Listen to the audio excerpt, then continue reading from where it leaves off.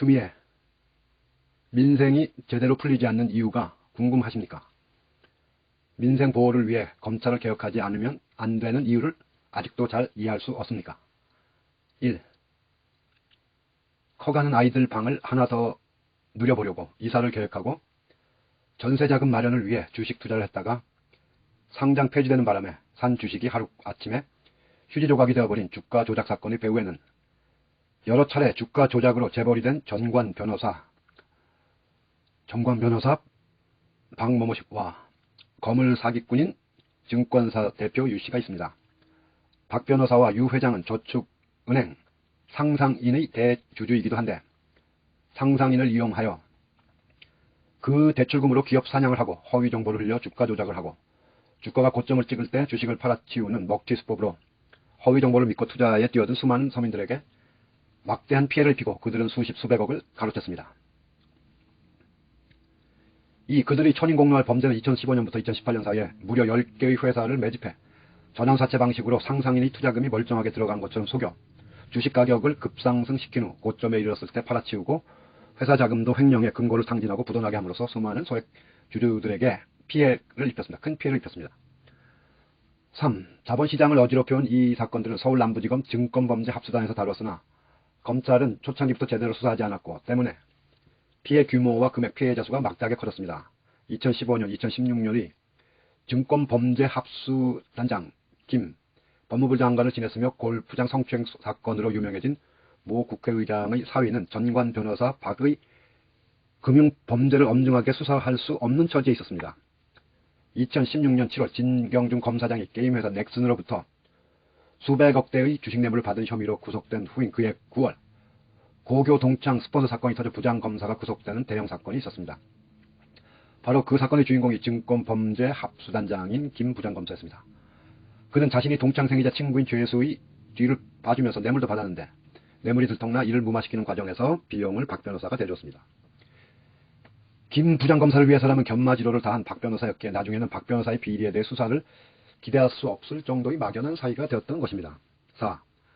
이들이 검은 유착관계가 발생한 서울 남부지검 증권범죄합수단은 마치 금융범죄의 전문성과 남다른 실력으로 수사하는 것으로 알려져 있지만 사실 금융을 잘 아는 죄수를 활용한 불법 수사를 잘 하는 곳이었음이 드러났습니다.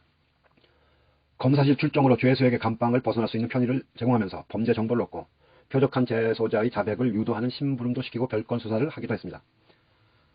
그러다가 수사관처럼 행세하게 되는 죄수가 거꾸로 다른 재소자에게 접근해 검사에게 잘 말해주겠다면서 수십억의 돈을 편취하기도 했습니다. 이렇듯 죄수와 수사관, 검사 사이에 부당 거래가 이루어지는 황당한 일도 벌어졌던 겁니다. 이러한 것을 경험한 전직 죄수는 증권범죄합수단이 있는 서울 남부지검을 가리켜 금융범죄의 거래시장이라고 말합니다. 서울 남부지검을 금융범죄의 거래시장이라고 말합니다.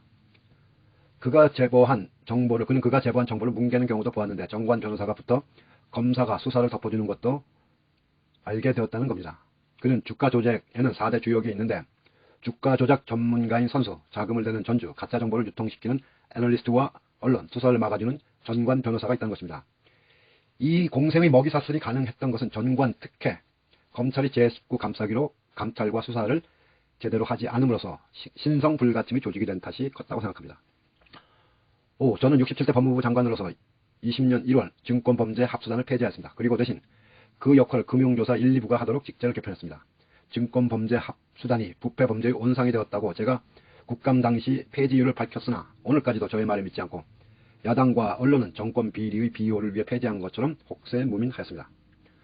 6. 그런데 최근 법무부가 증권범죄합수단을 부활시킬 것이라는 언론 보도를 접하니 서민들의 눈물이 마르지도 않은 채 전관이 승리하고 재수를 이용한 검사가 다시 활개치고 검은거래 시장이 재개될 것 같은 걱정이 앞서지 않을 수가 없습니다.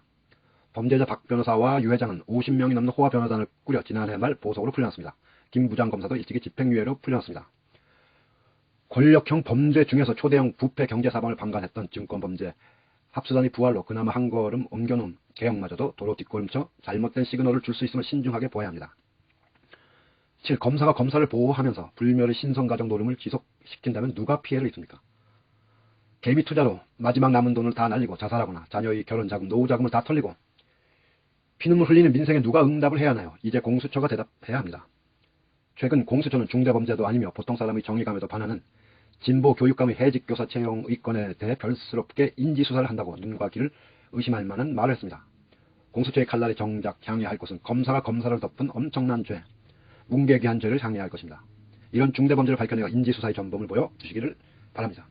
그래서 공정과 정의가 살아 숨쉰다는 것을 좌절한 힘없는 서민들에게 보여주시기 바랍니다. 검찰을 고발한 책, 시민보 김경래 기자가 심혈을 기울여 쓴 역작, 죄수와 검사, 죄수들이 쓴 공소장을 꼭 읽어보시기 바랍니다. 추미애 전 법무부 장관.